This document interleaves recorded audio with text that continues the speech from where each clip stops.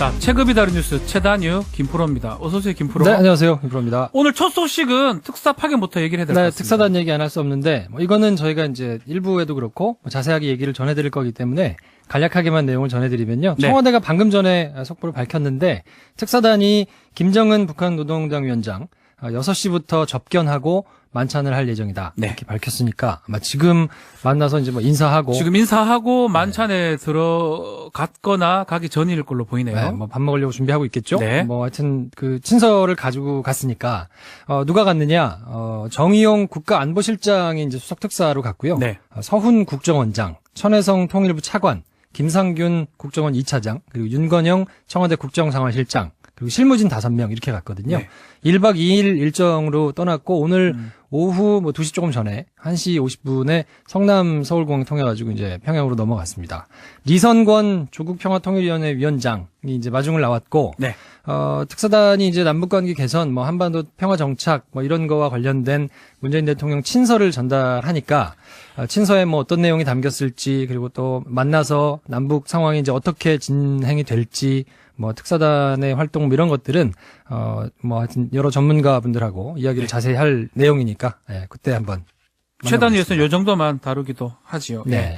자, 두 번째는 MB 관련 소식이죠. 네, 오늘도 변함없이 네. 새로운 소식들이 계속 나오고 있는데 오늘 오전에 서울중앙지검 특수 2부가 천신일 세종나무 여행 회장 그리고 최시중 전 방송통신위원장 두 사람을요? 두 사람의 자택을 압수수색을 하고 압수수색을 한다는 거는 곧 피의자로 입건도 됐고 어느 정도 소명이 됐다라는 거잖아요. 그럼요. 압수수색을 했다는 거는 이제 법원에서 영장을 발부해줬다는 얘기니까 네.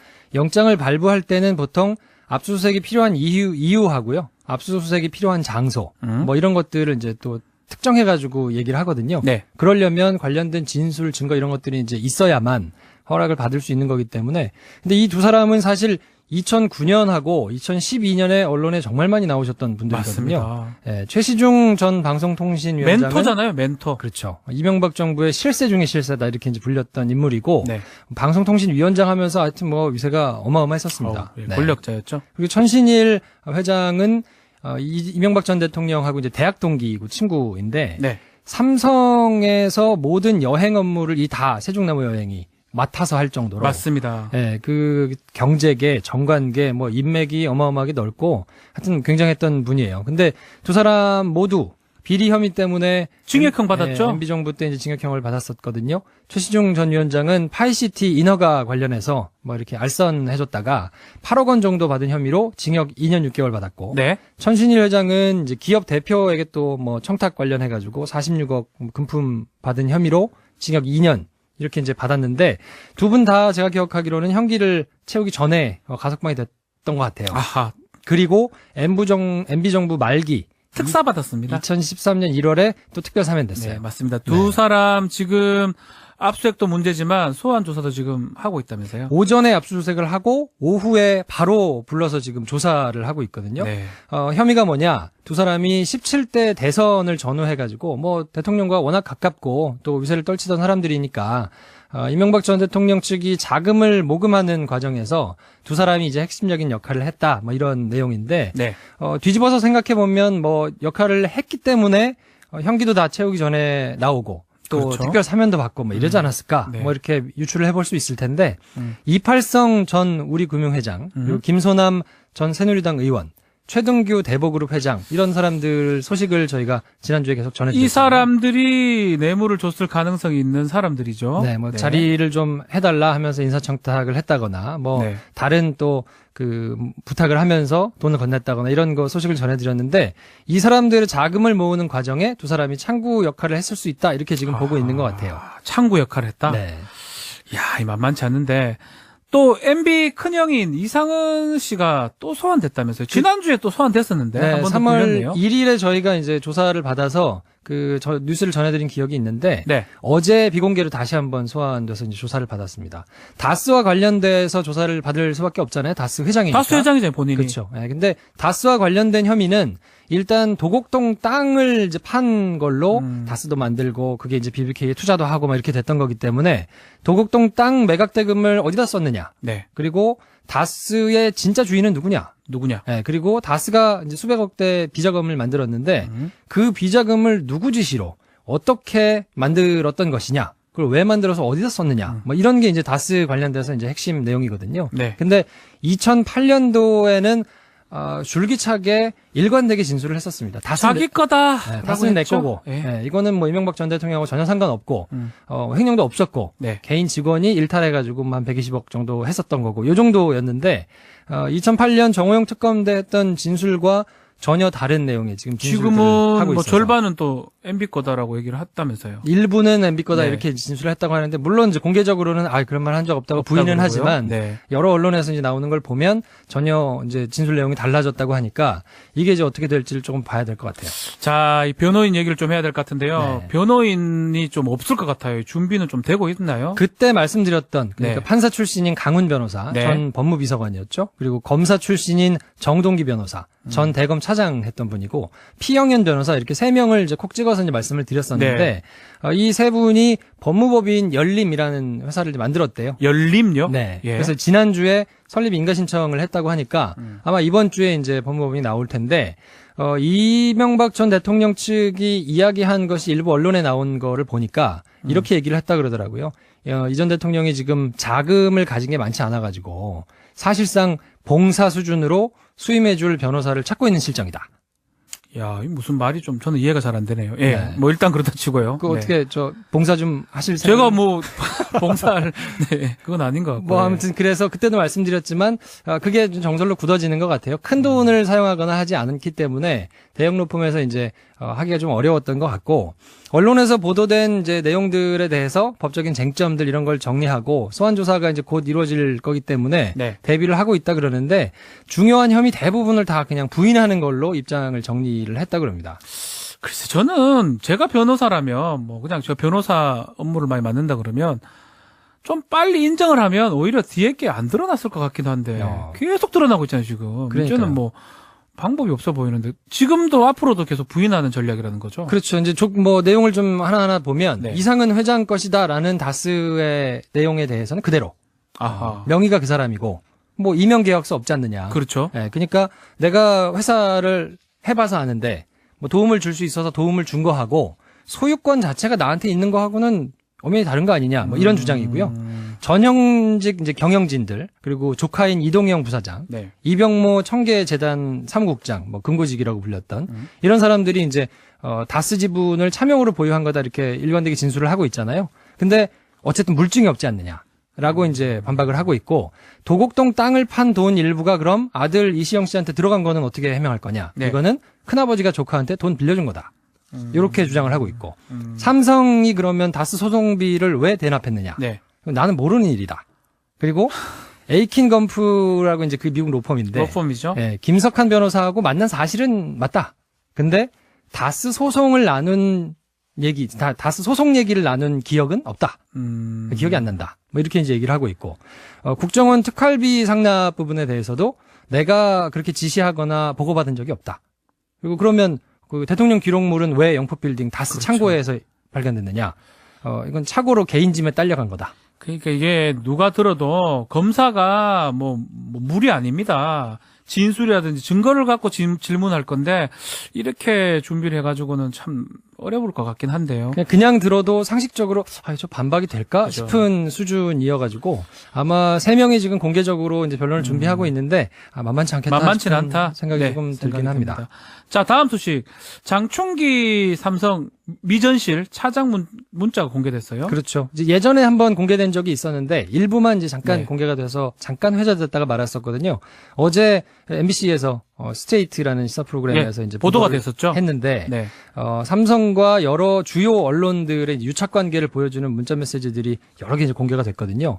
KBS, MBC, SBS는 물론이고 뭐 연합뉴스, 뭐 각 경제신문 이런데 언론사 간부들이 수시로 뭐 장충기 전 미래전략실 차장에게 이제 청탁 문자를 보내기도 하고 네. 이인용 전 사장을 통해서 이제 얘기하기도 하고 기사를 뭐 다루지 않겠습니다라는 것부터 시작해가지고 보도될 기사의 제목이나 뭐 구성 이런 거를 아예 미리 보내주기도 하고 깜짝 놀랐습니다. 사실 저도 봤는데 그렇죠. 깜짝 놀랐어요. 야, 이 정도인가 싶을 정도로 하여튼 야, 그걸 네. 보도하기 전에 보고를 한다 이런 느낌이 들었습니다. 경영권 승계에 매우 중요한 사건이었던 게 이제 제일모직 상장이었는데 네. 그때 전부 다 지상파 3사 메인 뉴스에서 안 다뤘어요. 네. 근데 이거 안 다룰 예정이다. 미리 그게 다 이제 맞습니다. 보고가 됐던. 걱정하지 마세요. 내용이 안 다룰 거예요. 뭐 그렇죠. 이렇게 딱 돼 있더라고요. 네. 뭐 어쨌든 그래서 이재용 부회장이 수사하고 재판이 이제 진행되는 시점부터는 또 각 사의 산업부 기자들이 대거 법조팀으로 와서 물론 그때는 이제 사안이 워낙 크기 때문에 파견들을 받기도 하는데 네. 이제 제가 근무했던 경험으로 보면 보통 법조팀에서 근무한 경험이 있는 사람들을 보내거든요. 그렇죠. 네, 그래야 이제 취재도 뭐 용이하고 여러 가지 돌아가는 것도 빨리빨리 할 수 있으니까. 근데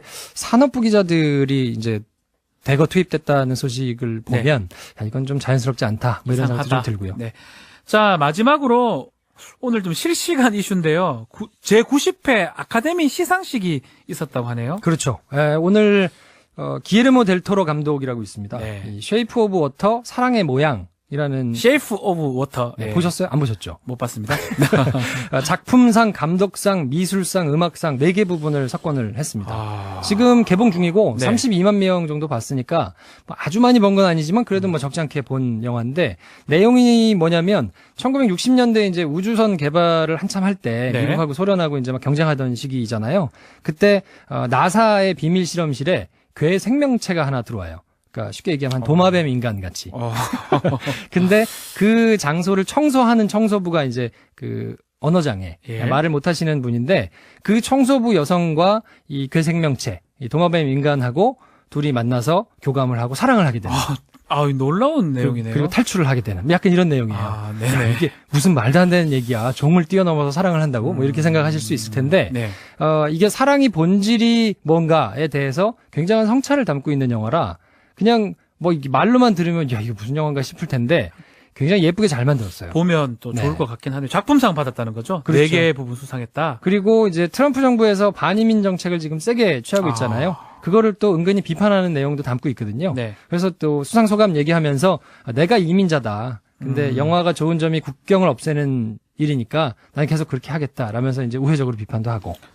자, 우리 김프로가 영화 또 잘 아시니까 나무주연상하고 이런 거 좀 말씀해 주세요. 나무주연상은 이제 윈스턴 처칠을 다룬 영화죠. 다키스트 아워의 게리 올드만이 게리 올드만. 네, 여우주연상은 아직 개봉은 안 됐습니다. 네. 쓰리 빌보드라는 영화의 프랜시스 맥도먼드. 그리고 각본상은 흑인을 주인공으로 한 공포 영화가 있는데 Get Out. 겟아웃이라고. 예. 이 영화가 받았고요. 크리스토퍼 놀란 감독은 덩케르크라는 게 이제 작년에 있었는데 네. 음향 편집, 음향 효과, 편집 이렇게 3개 부분에서 상을 받았어요. 아까웠던 영화도 좀 있었다면서요. 저는 개인적으로 네. 더 포스트라는 영화하고 올더머니가 네. 좀 아까웠는데 네. 더 포스트는 뭐 지금도 이제 개봉 중입니다. 하고 올더머니 있죠. 끝났는데 예. 스티븐 스필버그 감독이고 톰 행크스, 메릴 스트립이 나오거든요. 네. 뭐 하여튼 거장들이 모여가지고 굉장히 잘 만들었어요. 근데 여러 가지로 끼어들기가 조금 어려웠던 것 같고 올더머니는 리들리 스콧 감독이 나와서 이제 거장이네요, 거장. 아주 갑부 세계적인 갑부의 이제 손자가 유괴된 내용을 아주 사실적으로 잘 담았는데 네. 이것도 조금 아쉬운 면이 있었습니다. 하여튼 그 내용까지 오늘 영화는 또 김프로가 잘하니까 그 내용까지 전하도록 하겠습니다. 이까지 듣겠습니다. 네, 고맙습니다. 지금 이 시각 김정은 위원장과 함께 만찬을 하고 있다. 이런 소식이 지금 전해지고 있습니다. 대북 특사단의 방북 의미 또 주요 의제 어떤 성과가 있을 것인지 지금 내다봅니다. 정세현 전 통일부 장관 안녕하세요. 예, 안녕하세요. 예. 과거 김정일 당시에 대북 특사들은 예를 들어서 1박 2일을 갔다 온다고 치더라도 귀환하기 직전에야 김정일을 만나고 그러지 않았습니까? 그렇게 했죠. 근데 이번에는 조금. 예, 오늘은 뭐 도착하고 불과 얼마 안 지나서 바로 이 면담도 하고 만찬까지 같이 한다? 이건 어떻게 보시나요? 아니, 일정이 1박 2일밖에 없으니까. 예. 그거는 뭐 일정이 1박 2일밖에 없으니까 그렇게 할 수밖에 없고. 예. 그전에는 뭐, 기약이 없을 때도 있었어요. 그러니까요. 특사가 가서 친서까지 가지고 왔는데도. 예. 사전에 뭐 보자고 그래서 보여주면은 그냥 밥이나 먹고 가라고 한 적도 있고 그랬는데. 예. 이번에는 뭐, 바로 6시부터 면담을 하고 아마 그 자리에서 식사를 할 것 같은데. 네. 뭐, 조짐이 나쁘지 않은 것 같습니다. 그러니까 과거 전례에 비춰보면 김정은 위원장이 꽤 적극적으로 나온다 이렇게 볼 수 있는 거 아닐까요? 그렇죠. 지금 어떻게 보면은 지금 북미 대화 내지는 뭐 북미 대화죠. 북한으로서는 북미 대화가 중요하니까 예. 북미 대화가 그만큼 뭐 절실하게 필요하다는 반증 아닌가 하는 생각도 해봅니다. 네. 이번에 그 5명 정의용 청와대 국가안보실장, 서훈 국가정보원장, 천혜성 통일부 차관, 김상균 국정원 2차장 그리고 윤건영 청와대 국정상황실장 이 구성은 어떻게 보세요? 이게 단장을 정의용 국가안보실장으로 했다는 게 의미가 있어요. 이게 예. 이제 북미 대화 먼저 주선을 하고 예.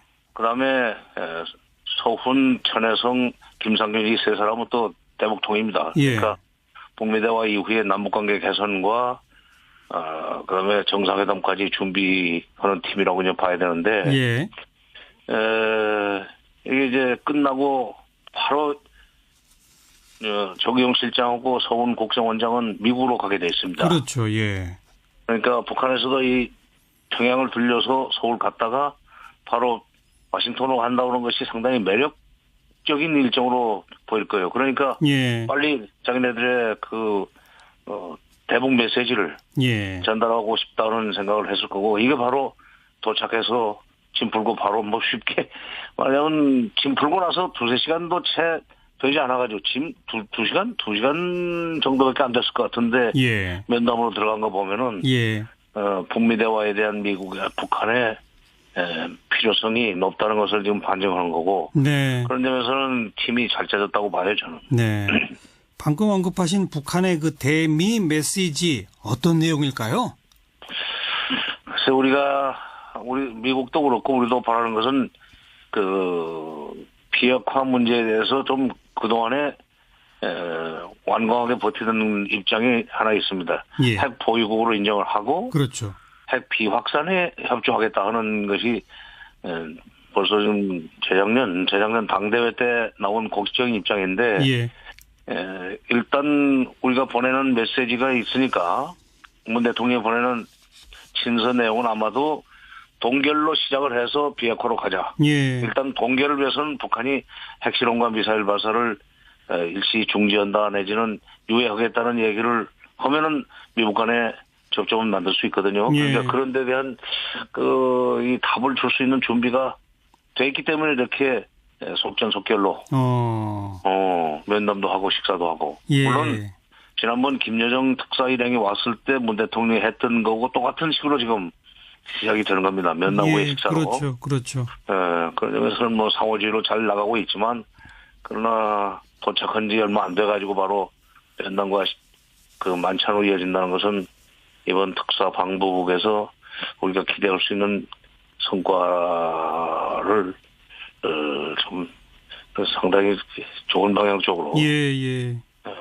암시를 하는 것 같은 그런 느낌이 드네요. 북한이 답을 줄 준비가 되어 있다. 조금 아까 그런 표현 쓰셨는데 그 얘기는 네. 결국 좋다. 우리 일단 핵 동결할 테니 미국과 대화하자. 이런 얘기를 할 거다 이 말인가요? 그러니까 문 대통령이 작년 6월 달 미국 가서 한미 정상회담 할 때도 얘기를 했고 예. 그다음에 최근에도 동결로 시작을 해서 비핵화라는 출구로 나가야 된다. 동결이라는 입구로 들어가서 비핵화라는 출구로 나가야 된다는 얘기를 공개적으로 여러 번 했기 때문에 예.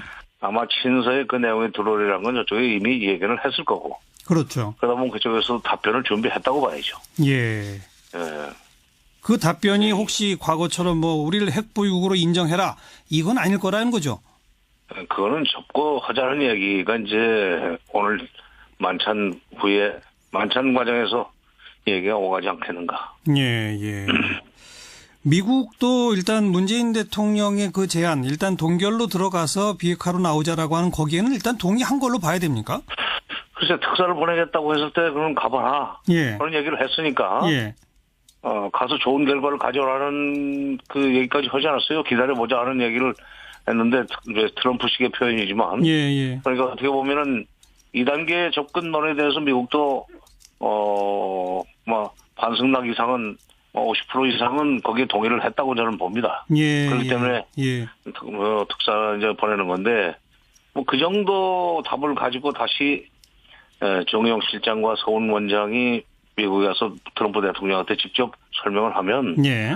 뭐 미국도 거절할 수가 없지 않겠는가. 그런 생각이죠. 예. 알겠습니다. 자, 아까 우리 특사단 평가를 해주셨는데 특히 야당은 이 서훈 국정원장을 콕 찍어서 그 사람은 안 된다라고 합니다. 야당의 그런 입장 어떻게 보세요? 이게 서훈 원장을 비롯한 통일부의 차관 그다음에 국정원 2차장 같은 사람들은 네. 서훈 원장이 안 가도 그 사람들은 가야 되지만 예. 서훈 원장은 특히 북한의 말 한마디에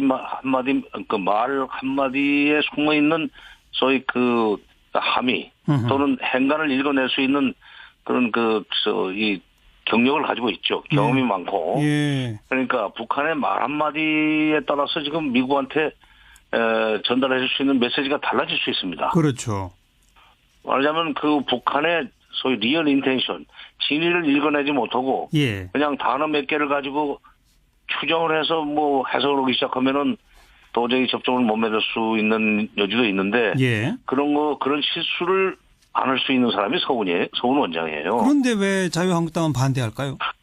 그러니까 회담을 안 해봤던 사람들이기 때문에 그렇습니다. 그러니까 자유한국당의 전통이라는 게 저는 박정희 대통령, 전두환, 노태우, 김영삼 정부까지 쭉 이른바 보수 정권에서 일을 해봤지만 예.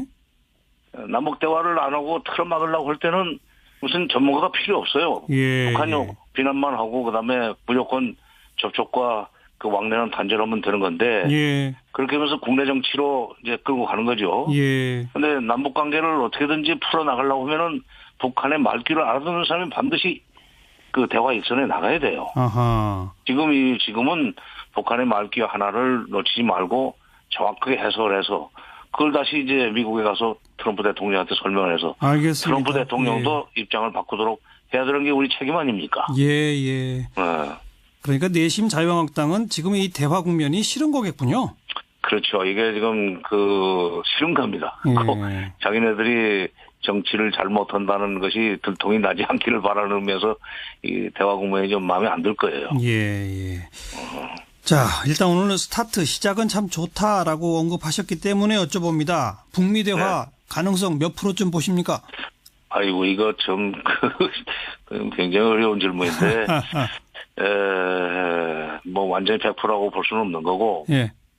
한 방에는 안 될지 몰라요. 한 번은 안 되고 다시 한 번쯤에 또 물밑 조율하는가 교감이 있어야 될지도 모르겠는데 예. 잘 보면은 한 7대3 정도, 70% 정도는 가능성이 있지 않는가. 나머지 30%는 또 갔다 와서 또 메꿔야 될지도 모르겠습니다. 알겠습니다. 여기까지 고맙습니다. 네.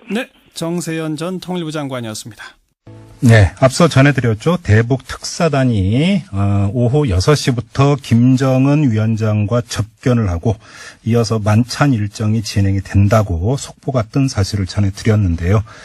자, 내일 돌아올 예정인데 보따리를 들고 올 수 있을지 정말 초미의 관심사가 아닐 수 없습니다.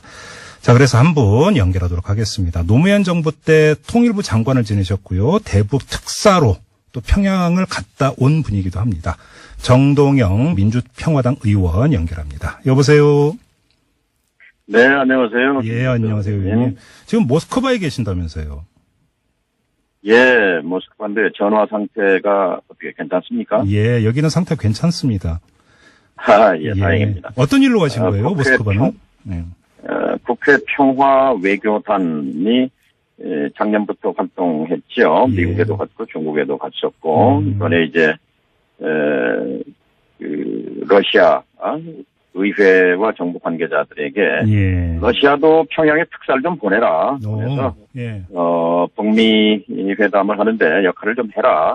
그리고 러시아는 이제 육자회담의 멤버였거든요. 그렇죠. 예. 러시아가 이 북핵 문제, 한반도 문제에 당사자로 참여를 하려면 육자회담에 들어가야 되거든요. 예. 우리 입장에서는 육자회담을 돌리는 게 굉장히 중요한데 러시아가 좀 역할을 해달라고 지금 요청을 하고 있습니다. 아, 그렇군요. 우리 정부가 이제 대북 특사단을 보낸 사실도 러시아 이제 정계 인사들이 알고 있을 것 같은데 뭐라고들 하던가요? 예, 알고 있습니다. 예. 네, 여기서도 뉴스를 통해서 주요 뉴스로 시시각각 보도가 되고 있고요. 예. 그다음에 러시아 입장에서 굉장히 환영하는 입장입니다.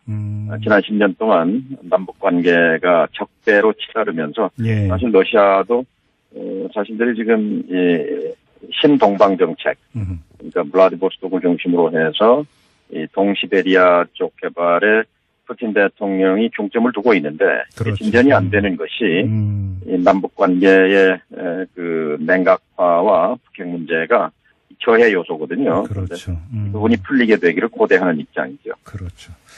아무튼 이 특사단이 좋은 결과를 갖고 와야 되는데요. 의원님 어떻게 전망을 하세요? 저는 물론 하기 나름입니다만 예. 잘 될 거라고 생각합니다. 그래요. 왜냐하면 제가 2005년도 13년 전이네요. 그때 평양에 특사로 갔을 때 주제와 지금 주제가 같습니다. 예. 당시에도 이제 제3차 제2차 정상회담을 이끌어내는 것이 제 목표였고, 그렇죠. 또 예. 하나는 북한 핵 문제, 북한의 핵 포기를 이끌어내는 것이 제 목표였는데, 예. 정상회담도 원칙적인 합의를 했고, 장소는 이제 김정일 위원장이 결정하기로 하고, 시간은 3개월 내에 합시다 하는 3개월 합의됐었고, 예. 핵 문제와 관련해서는 이제 6자 회담에 복귀해달라는 그런 요청을 이제 했고, 또 북한이 응답을 했죠. 네. 6자 회담이 이제 2005년 8월에 재개가 되고 9월 달에 북한이 핵 포기에 동의를 한 겁니다. 주제는 정상회담과 비핵화 문제로 이제 같은데, 예. 지금 이 특사단이 평양에 간 것은 사실 이 김정은 프로젝트라고 볼 수도 있어요. 신년사에서부터 네네네. 평창올림픽 참가, 그다음에 동생을 보내고 김영철 통전부장을 보내고 그리고 이제 특사가 평양에 왔단 말이죠. 네네.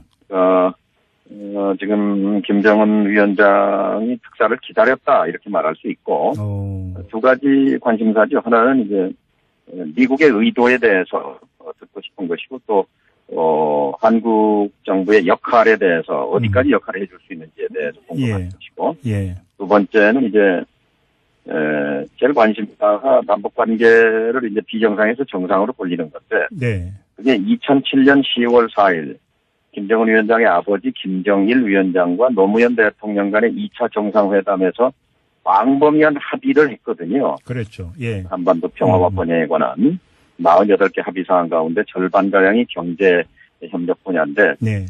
이 부분에 지금 관심이 있지요. 말하자면 김정은 위원장으로서는 하나는 핵무력 완성, 또 하나는 경제발전 두 가지의 국가 목표가 있잖아요. 예예. 핵무력은 완성했다고 선언했고 이제 두 번째 과제가 남아있는데 이 과제는 남쪽의 협력 없이는 남북관계 전면적 정상화 없이는 불가능하고 또 목표는 그러니까 10년 전 2007년 14 합의의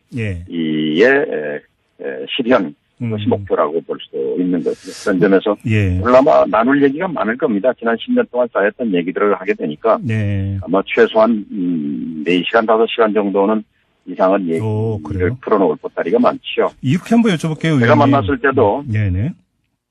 제가 만났을 때도 그때 5시간 동안 얘기했어요. 아, 그랬어요? 예. 2005년도에도요. 지금 이런 질문을 드리고 싶었는데, 자, 특사단이 그럼 백지 상태에서 간 게 아니라, 자, 김여정 제1부부장 내려왔었고, 이어서 김영철 통일전선부장까지 내려왔었고, 나아가서 통일전선부 맹경일 부부장은 19일 동안 남한에 머물면서 물밑 조율을 한 것으로 지금 확인되고 있고, 이러면 상당히 물밑 조율이 이루어진 상태에서 마침표를 찍기 위해서 특사단이 간 게 아니냐라는 추측도 나올 수 있는데요. 의원님은 어떻게 보세요? 그렇죠. 지금 미국과 북한이 결국 이제 북미 대화가 핵심이잖아요. 그렇죠. 예. 미국이 원하는 건 나와 있고 북한이 원하는 건 나와 있어요. 이미. 미국이 원하는 건 북한이 비핵화 선언해라. 그다음에 핵 미사일 실험 중단해라. 그리고 이제 국제 잘 수용해라. 이제 이런 요구 사항인 것이고 북한이 미국에 대해서 원하는 것은 미국의 대북 적대시 정책 철폐를 선언해라. 또 미국의 독자적인 대북 체제를 해제해달라. 한미 군사훈련을 중단하라. 이런 거지요. 근데 그것은 일방적으로 할 수 있는 게 아니고 결국 보따리에 싸서 테이블에 올리는 방법밖에 없거든요. 이게 포괄적 해법, 일괄 해법인데요. 협상은 주고받는 것이고 바로 이 보따리를 책상에 올리도록 하는 설득을 김정은 위원장에게 하는 것이고 또 돌아와서 워싱턴에 가서 트럼프 대통령에게 설득을 하는 것이고 그렇게 해서 북미 간에 테이블이 만들어지면 만들어지고 또 동시에 이제 두 바퀴죠. 이 북미 회담 테이블과 함께 남북 관계의 비정상을 정상으로 돌리는 것. 네. 지난 10년 실패한 10년을 건너뛰어서 잃어버린 10년을 건너뛰어서 2007년 10월 4일로 네. 맥을 잇는 것. 이것이 남쪽과 북쪽이 다 원하는 부분이기 때문에 아마 남북 관계의 제2의 6.15 시대, 새로운 14시대의 개막, 뭐 이런 것들이 공통 분모라고 볼 수 있겠죠. 의원님, 그러면 지금 그 1단계로서 김정은 위원장이 최소한 모라토리움 선언, 그러니까 우리는 더 이상 핵 개발이나 미사일 개발을 중단하겠다라는 선언 정도는 나와야 된다라고 이야기하는 경우가 많은데, 이번 그 특사단이 가서 이 이야기까지 갖고 올 가능성이 있다고 보세요? 저는 두 가지 말을 끌어내야 된다고 봅니다. 네. 서훈 원장이 이제 증인이기도 해요. 2005년 6월 17일 정동원 김정일 면담에서도 그 대화에서도 제가 3번 같은 질문을 반복했어요. 네. 북한의 궁극적인 목표가 핵 보유입니까? 핵 보유입니까? 보유 아닙니까? 이 3번째 질문에 대해서 같은 답변을 하다 마지막에 고민스러운 표정 끝에 내놓은 말이 비핵화는 김일성 주석의 유언입니다. 우리 아버지 유언이요라는 말이었거든요. 예. 그런데 이 말을 직접 그때 이제 배석했던 분이 이제 그 소훈 지금 원장인데, 네. 또는 자기 아버지의 말이기도 하지만 본인도 이미 재작년에 그 얘기를 한 적이 있어요.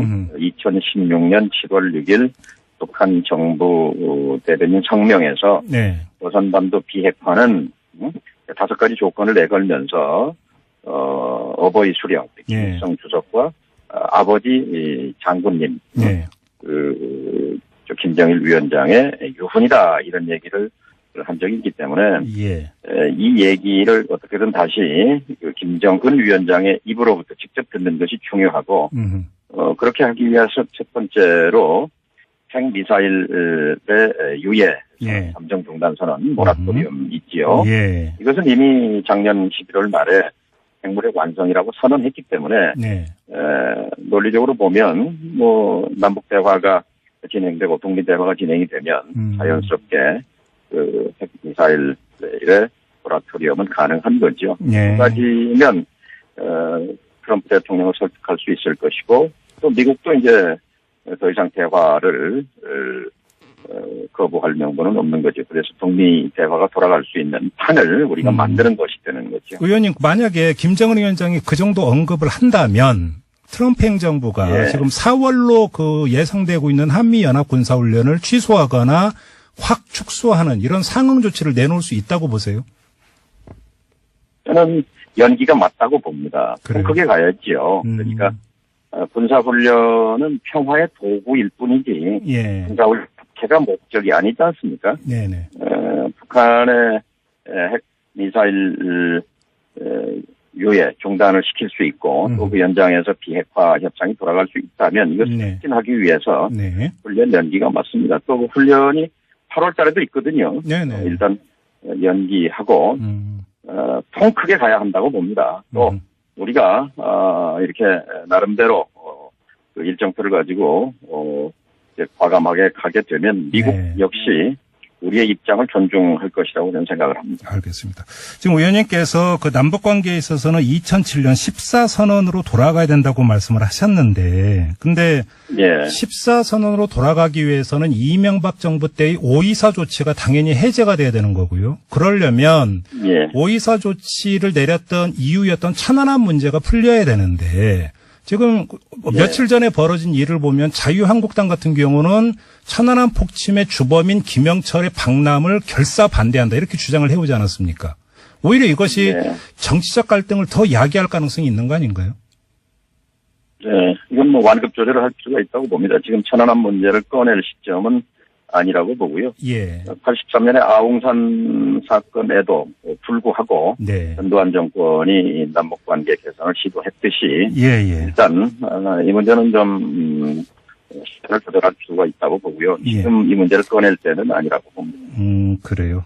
얼마든지 이명박 정부의 524 조치는 박근혜 정부 때는 그것이 하나의 기준점입니다만 이미 지난 10년 동안 적대 정책, 대북 강경 압박 정책 속에서 결국 북한의 핵 능력과 미사일 능력을 키워주는 그런 실패한 10년이었기 때문에 이걸 뛰어넘어서 2007년 10월 4일로 돌아가는 노력을 하는 것은 당연하다고 생각합니다. 알겠습니다. 의원님이 보시기에 지금 그 특사단이 5명으로 구성되어 있지 않습니까? 예. 근데 이 5명 가운데 그 요즘 언론이 흔히 쓰는 표현 키맨을 꼽는다면 누구로 꼽으시겠습니까, 의원님은? 두 분이죠. 한 사람은 이제 정의용 실장은 이제 미국의 의중을 트럼프 대통령이나 트럼프 대통령의 참모들과 수시로 소통한 사람이기 때문에 김정은 위원장도 사실 안테나가 두 군데죠. 서울에 맞춰져 있고 또 하나는 워싱턴이거든요. 그렇죠. 투톱으로 간 것은 너무 적절한 인선이라고 생각합니다. 아, 그렇군요. 한 사람이었다면 서훈 원장이고 두 사람이라면 정의용, 서훈 잘 조합이 됐다고 생각합니다. 그렇군요. 알겠습니다. 그러나 저는 의원님은 언제 돌아오세요? 귀국은 언제 하세요? 저는 목요일 날 아침에 하게 되는데요. 러시아도 여기서 역할을 좀 하도록 정부 또 의회 관계자들에게 적극적으로 촉구를 하고 돌아갈 생각입니다. 알겠습니다. 자, 오늘 말씀 여기까지